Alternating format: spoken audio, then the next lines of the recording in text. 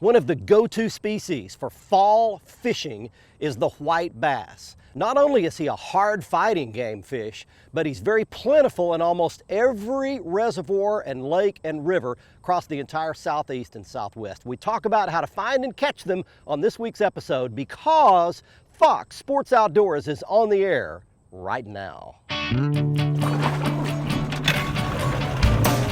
It's time for your weekly fishing reports and real-time outdoor news from the Southeast region. This is Fox Sports Outdoors.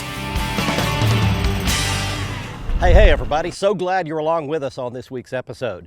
It's actually been a couple of months here on the show since we've checked in on the white bass fishing around our Southeast and Southwest regions. You know, we're headed into the cooler fall months, and it's going to be a great time to load the boat with some of these hard-fighting, great-tasting white bass. But in order to do that, we're going to need to know a few changes that are going to be happening as the water temperatures fall over the next few weeks. So on this week's show, I'm going to pass along some tips and techniques that will help you go out on the weekends and be successful at catching white bass. To help us do that, I've brought you to one of my favorite lakes. Kind of strange. It's located right in Dallas, Texas.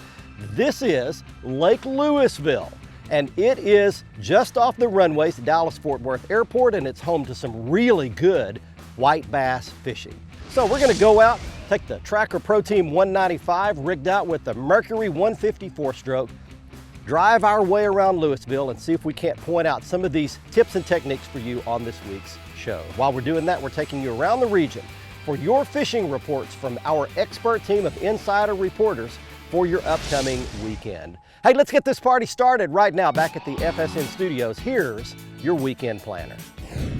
I've got good news for weekend anglers. The Salooner tables are predicting outstanding game fish activity. Officially, Saturday is listed as one of the best days of the month, while Sunday's conditions are projected as excellent. Look for the sun to rise at 7:22 and set at 7:11. And evenings will be dark with a new moon on Friday.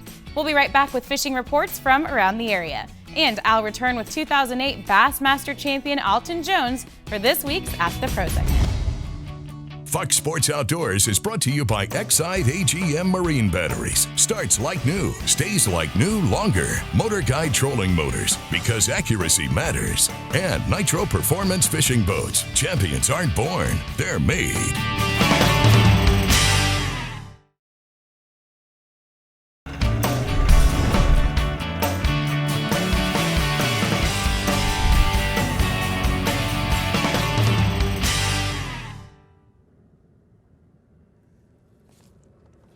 There we go. All right, well, we've got to start. Hey, welcome back everybody. We've made it out on the lake on Lewisville. Look right here, what have I got? That's a halfway decent white bass, just to get it started. No monster or anything, but one to tell us that the fish are here. Well, I told you that I would tell you three main keys to locating and catching these good fall white bass. And one of the keys is going to come a little later, and it involves the kind of baits that I'm throwing. We'll get to that in a minute. There's the white, just an average size keeper white bass if we were keeping them. Here's key number one. The birds are back. That's right, when the cooler fall weather months hit, the birds, the seagulls mainly, migrate back down from up north.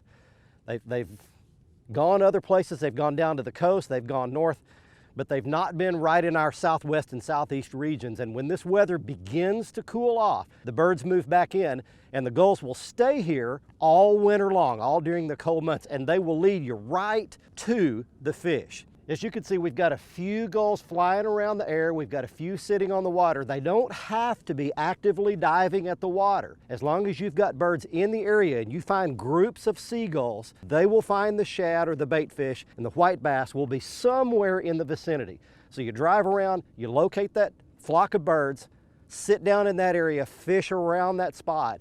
That's your number one key to locating fall and winter white bass. Look for the birds, particularly the big seagulls with the gray tips on their wings. Let's get you some fishing and lake reports to get things kicked off this week. Hey folks, it's time for your Carolinas Report this week, brought to you by the Dead Dog Saloon. Located on the Marsh Walk in Merle's Inlet, make sure you put us on your list of destinations to visit when you're in the Grand Strand area. We're open 7 days a week for breakfast, lunch, and dinner. Come by and see why it's always about the food, the view, and the music here. Let's talk about the freshwater side of things. Let's talk about the bass fishing. I tell you, you're going to start seeing these temperatures are starting to drop. We're starting to find these fish now that we're out there in the deeper water, finding some cooler water, are starting to move back into those streams. They're back in those creeks, they're back in the backs, they're up on those shallow areas again. You can have a great time over the next couple weeks targeting these bass in that shallower water. Have a great time with some swimming baits. Also get out there and throw your favorite buzz bait earlier in the morning and late in the afternoon. You can catch some big fish. The catfish bite throughout the Carolinas continues to be great.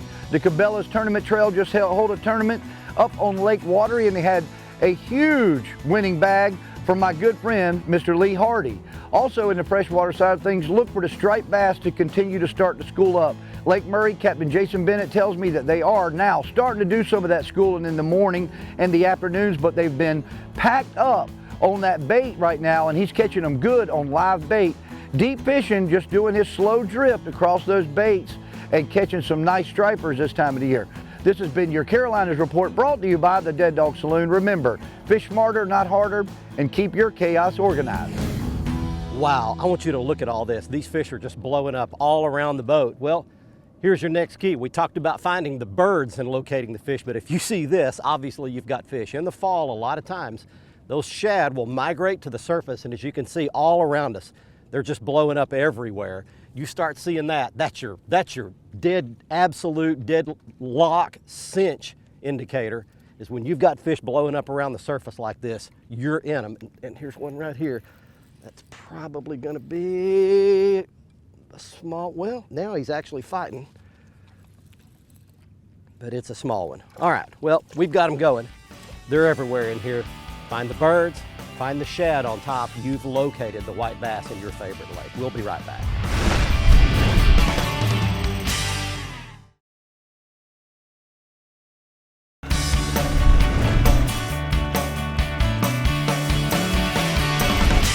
There's a fish. There's one, got him. Look at him pull that TP1 rod down. Oh, that's a good one. Look at that dude. All right, come in here, buddy. Hey, welcome back, everybody. Look what he's spitting up. I want to show you something here. First, let me do this. First, let me show you the fish. That's just a good keeper, solid white bass. That'd be a good one to eat right there. Secondly, I want to show you what they're eating. There's two little threadfin shad. That's what they're feeding on out there right now. Hey, I want to give you just a real quick lesson. In the fall, we're all going to experience something in our lakes and reservoirs called the lake turnover. Here's what that is. In the summer, we're just coming out of the summer, the top layer, surface layer of water is the hottest layer, but it's also got the most oxygen because it's closest to the surface. Down at the bottom, it's a cooler layer, but no oxygen.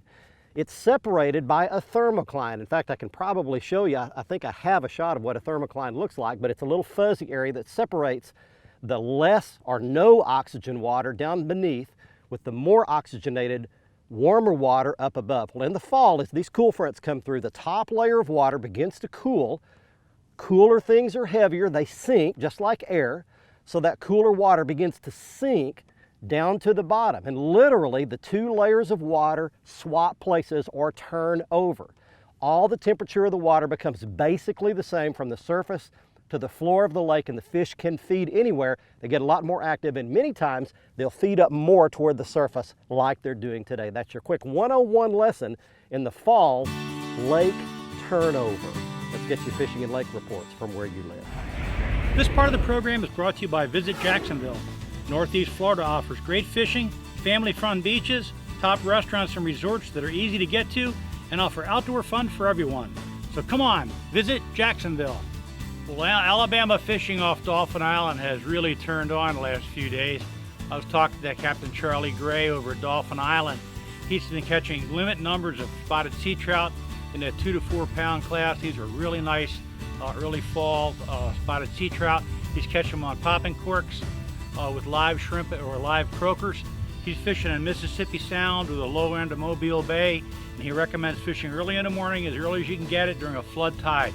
He says by 10 o'clock the trout fishing kind of tapers off, but then he'll start targeting red drum.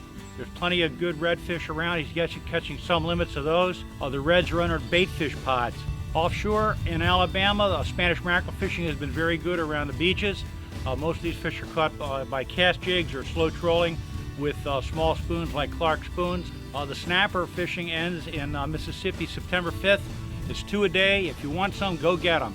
In Georgia, Captain Tim Cutting is doing very well in St. Simon's Island for good-sized flounder, trout, and redfish inshore. And there's plenty of tarpon on the beaches. Around the bait pods, the tarpon are there. The next few weeks is going to be the peak of the tarpon run. Well, that's it for the Coastal South. Get out in the water and take a youngster with you when you go. This week's Alabama, Georgia, and Mississippi Freshwater Fishing Report is brought to you by Lake Guntersville, Alabama. Boasting 69,000 acres of clear blue perfection, the area offers hotels, lakefront cabins, public boat ramps, and restaurants. If you prefer big fish and a big pond, Guntersville is the right destination. www.fishguntersvillelake.com. We're now approaching the end of September and the summer continues to be brutally hot all across the Deep South. But if you can brave the heat, here are some places you can still catch fish. Mississippi's Lake Lamar Bruce is a 300-acre reservoir in the northeast corner of the state, and the largemouth bass action there has been producing some good fishing reports lately. Spots to target are the outer edge of shady flats, and look for these on the 2 main upstream arms of the lake. Baits to toss up on the flats are spinner baits or topwater lures, but if they don't work, try a Texas rig or a shaky head right on that drop-off. 12,000-acre Altoona Lake northwest of Atlanta is a Georgia hotspot right now for catfish. It's going to be channel catfish here, and the rocky shore along the Etowah River arm is the best place to look for them. These fish will run 16 inches and about 1.5 pounds each.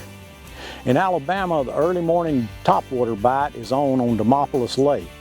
You want to throw buzz baits or frogs over those weed beds for some vicious strikes from the largemouths. Fox Sports Outdoors is brought to you by Tracker Boats. It's more than just a boat, it's a tracker. Costa Sunglasses, see what's out there. Mercury Marine, official outboard of Fox Sports Outdoors. And Lowrance Electronics, find, navigate, dominate.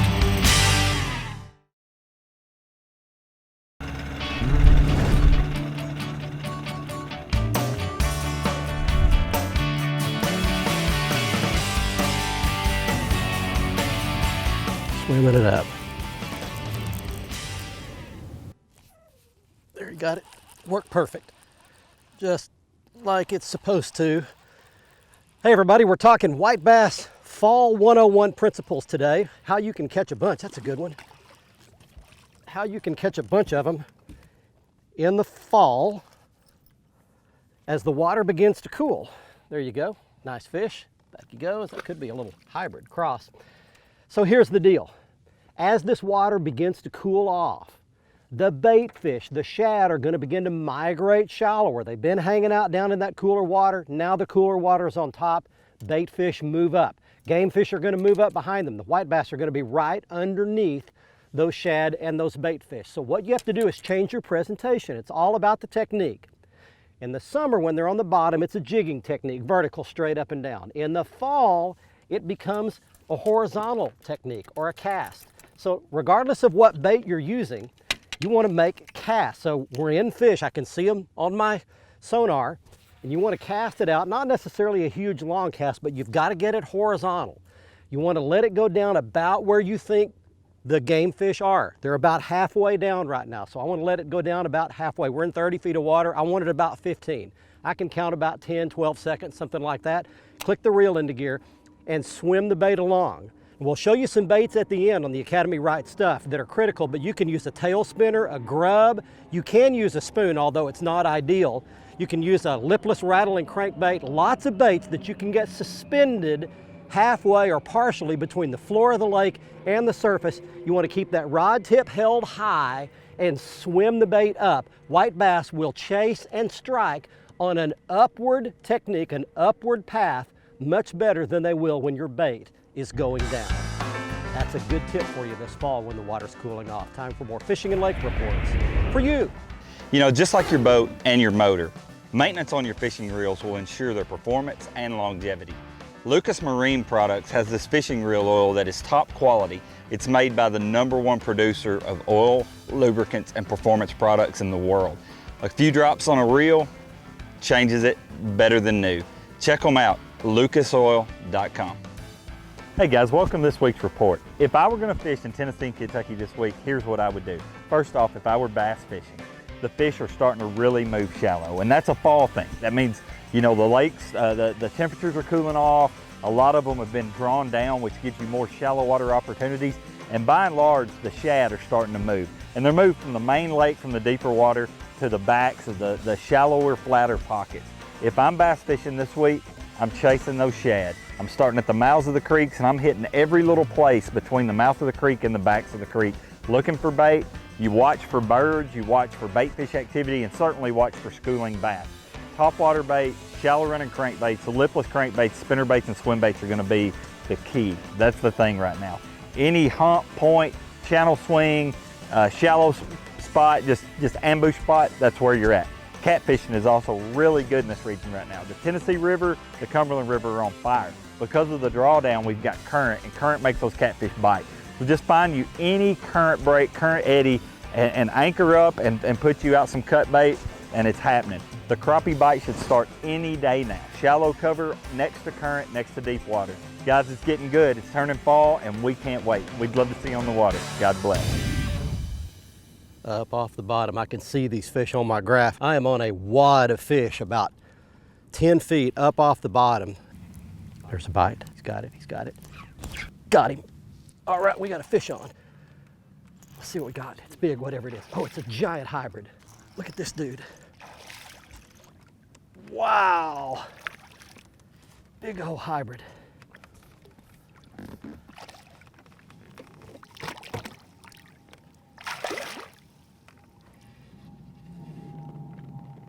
Oh, I got him. Oh my gosh, look at this. Out here white bass fishing, and a giant hybrid striper hit it. Wow. That is the bonus fish today. He's got that spoon right in the corner of his mouth. All right, well, some of the same principles that you use to find and catch these white bass in the fall will also apply for striped bass and hybrid stripers like this one. That is a real giant. That's a probably 11, 12-pound hybrid striper, something like that. Let's get that fish back in the water. And away goes the bonus fish of the white bass fishing trip. Be sure to join Fox Sports Outdoors again next week, Thursday night at 6, or catch the repeat airing Sunday morning at 8:30. And you can always watch the latest episode in full HD on the front page of our website at foxsportsoutdoors.com. Plus, catch up on all past episodes by clicking the archive button, and see lots of how-to and product videos by clicking the how-to button. Also, stay up to date with the latest fishing news, videos, and photos by clicking the follow button on our Twitter feed. And get lots of that same info by clicking the like button on our Facebook page.